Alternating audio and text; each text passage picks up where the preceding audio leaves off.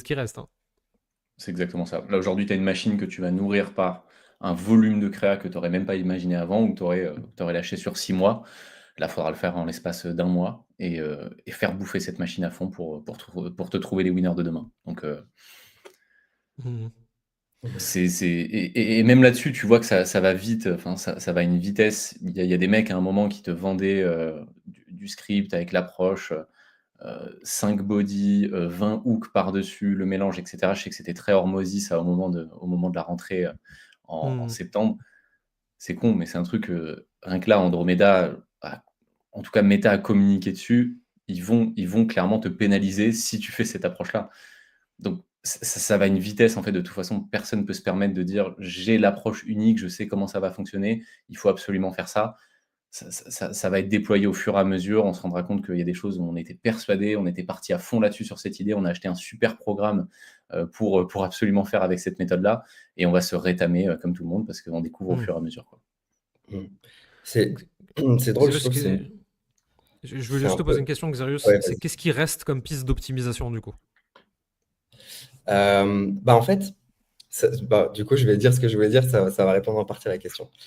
Hem, J'allais dire que c'est un peu une prophétie autoréalisatrice dans le sens où, hem, Meta sort Andromeda parce qu'il y a de plus en plus de créa, qui peut être générée facilement et du coup, ça nous force à là, du coup, Andromeda nous force à générer plein de créa, pour pallier à Andromeda.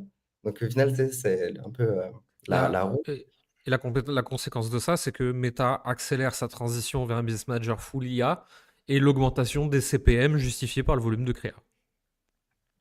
Mmh. Très bon business model.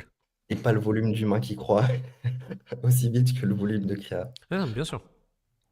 Et du Ouais. coup, qu'est-ce qui nous reste comme piste pour progresser en acquisition? Bah, si je dois dire le 20-80 que je vois pour moi, c'est, la variété de créa que tu es capable de produire dans ta boîte, proportionnellement à ton spend. OK? Si tu as juste si tu juste ça, un service que tu peux, trouver avec, par exemple Baptiste et Maxence qui sont en collaboration sur ça, bah, juste avec ça, tu peux, t'en sortir. Mais il te faut les méthodes pour bien créer, en il faut les méthodes pour bien créer, créer rapidement, sortir rapidement, tester rapidement, ça va et pour moi, c'est ça le 20-80 puisque ça va plus vraiment être le pilotage, granulaire comme avant qui va faire la différence. Ça va vraiment être ça. Mais je suis curieux Est-ce d'avoir l'avis que de Maxence sur ça. est-ce qu'il va pas y avoir une surpersonnalisation des funnels d'acquisition, à savoir que tu vas donner 250 créas à Meta, qui, en fonction de comment il les dispatch, va amener sur 10 entrées de funnel, qui va amener sur 15 VSL, qui amène tout sur un produit unique avec 15 parcours clients différents.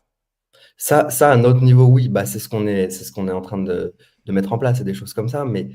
Mais après, si je me mets au niveau de la personne qui fait 50-100 cas par mois, j'ai l'impression qu'on entre dans une usine à gaz. En fait, j'ai l'impression que le temps de production de ça, c'est un, ok, c'est un putain d'avantage concurrentiel, mais aussi ça fait que tu testes aussi moins rapidement et donc tu es moins agile. Si tu dois refaire tout ton funnel et si tu dois refaire tes Hmm. 5 DSL, tu vois. Ouais, ok. Maxence, qu'est-ce que t'en penses? Ouais, moi je pense déjà qu'il y a deux mondes vraiment qui vont s'opposer